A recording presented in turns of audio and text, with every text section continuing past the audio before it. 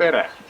Mina olen Oliver Orro ja mina olen arhitektuuri ajaloolane ja töötan siin selles majas, mis on praegu minu selja taga, Raekoja plats 12. See maja on nimelt üks Tallinna keskaegseid tüüpilisi selliseid kaupmehe maju. Konkreetselt see maja on küll kuulunud rohkem käsitöölistele kui kaupmeestele, sellistele jõukatele käsitöölistele, kes said lubada endale maja omamist Raekoja platsi ääres, kus olid kõige eksklusiivsemad, kallimad krundid, nagu siis kullassepad näiteks. Siis mitmele kullassepale on ajaloos see maja ka kuulunud. Ja ta on iseenesest hästi väike sellise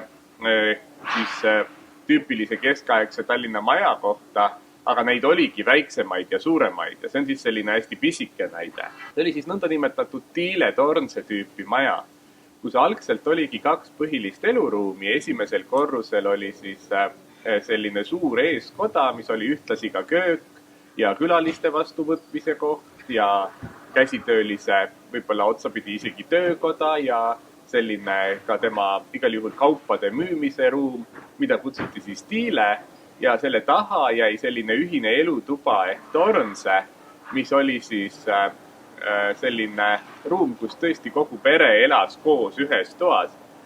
Keskajal oli siis tavaline, et üsna jõukates peredeski kogu pere võis elada koos ainult ühes ruumis. No, hiljem siis sinna taha lisandus veel pisike magamiskamber. Praegu on seal meie osakonna juhataja kabinet. Ja nii ta oli läbi mitme sajandi, kuni siis 17.–18. sajandil ehitati välja ka ülemised korrused, kus varem olid olnud ainult laoruumid, kus kaupmehed hoidsid oma kaupu, käsitöölised oma tööks vajalikke materjale ja tööriistu. Siis nüüd need endised laoruumid ehitati ka välja eluruumidena. Aga see on siis tavaliselt alles baroki või klassitsismi ajastul, 17., 18., mõnel majal alles isegi 19. sajandil.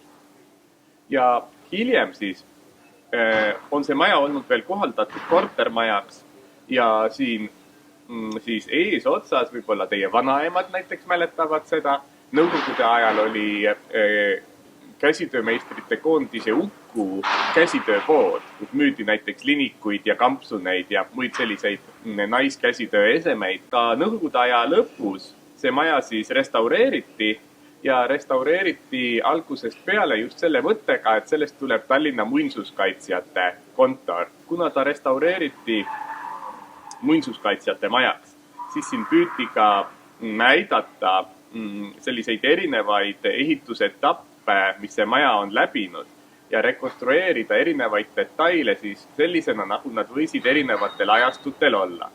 Ja näiteks see aken, mis on siin siis nüüd minu selja taga, see on siis nüüd tehtud selline aken, nagu võisid olla Tallinna kaupmehe majade aknad keskajal. Ja ta on siis puitraamiga aken, kus selle puitraami sees on veel sellised väikesed tinaraamid. Ja seal sees on siis nendest tinaraamides sellised hästi pisikesed klaasid, mis on suhteliselt vähe läbipaistvad. Ja siis samasugused aknad on praegu näiteks Raekojal. Aga ei Raekojal ega siin sellel majal ega veel mõnel majal Tallinnas, kus nad on siis tänapäeval näha niisugused aknad, siis ei ole nad originaalid, vaid nad on kõik siis väikeste kuskilt leitud, näiteks arheoloogilistel kaevamistel tinaraami fragmentide järgi tehtud siis koopiad või rekonstruktsioonid. Aga siis arheoloogiliste andmete järgi me teame, et sellised aknad kesk- ja varauusajal meie majadel olid. Ja toona klaas oli väga eksklusiivne materjal. Tol ajal üldiselt arvasid, et klaas on selline jõukuse ja luksuse näitaja, et kui kellelgi üldse olid juba klaasitud aknad, siis see näitas ikkagi, et see on suhteliselt jõukas majapidamine, et tegelikult vaestel inimestel tihti olid üldse ainult mingisugused luugid valguse sisse laskmiseks või käis akna ette pärgament või seapõis. Ja kui oli klaas, siis ta oligi selline hästi-hästi väikestest ruutudest koosnev ja tihti suhteliselt madala läbipaistvusega või selline tänapäeva mõistes just nagu värviline klaas. Nüüd tehnoloogia muidugi kiiresti arenes edasi ja 17. 18. sajandil klaas enam midagi nii erilist ja eksklusiivset ei olnud. Ja need aknad, mis on siis nüüd siin majal ülejäänud aknad, üleval pool näiteks, need on siis sellised tüüpilised barokiajastu aknad. Näiteks 18. sajandi aknad on niisugused. Nad on ka suhteliselt väikeste ruutudega, aga ikkagi suurema ruuduga kui need varasemad aknad.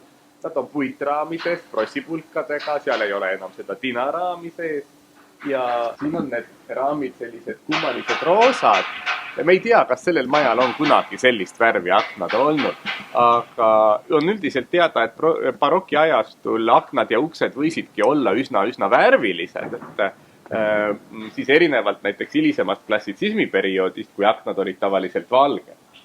Ja siis iseloomulikud on need ka hästi dekoratiivsed nurgikud, sellised ilusad sepatöö näited, mis annavad ka need siis nurkhinged, kus see nurgik kasvab veel ühtlasi üle akna hingeks, siis akendele veel sellist ajastupärasust ja atraktiivsust.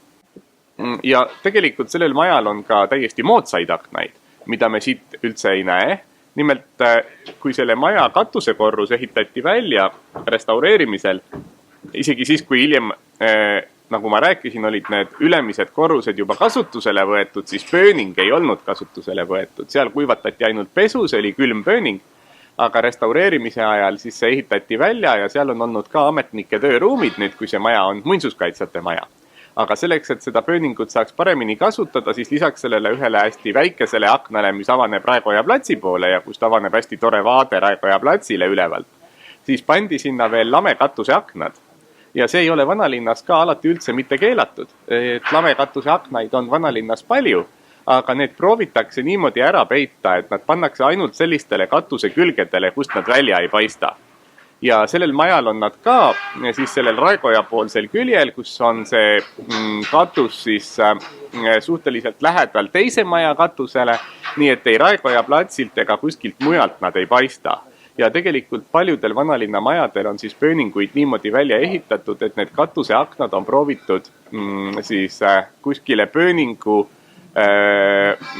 siis hoovipoolsetele külgedele panna, nii et nad ei oleks näha tänavalt ja mis vanalinnas on ka tähtis, et nad ei oleks võimaluse korral näha ka vaateplatvormidel. Et kui te vaatate Toompealt või vaatate Oleviste kirikust, siis nad jääksid ka kuhugi peitu.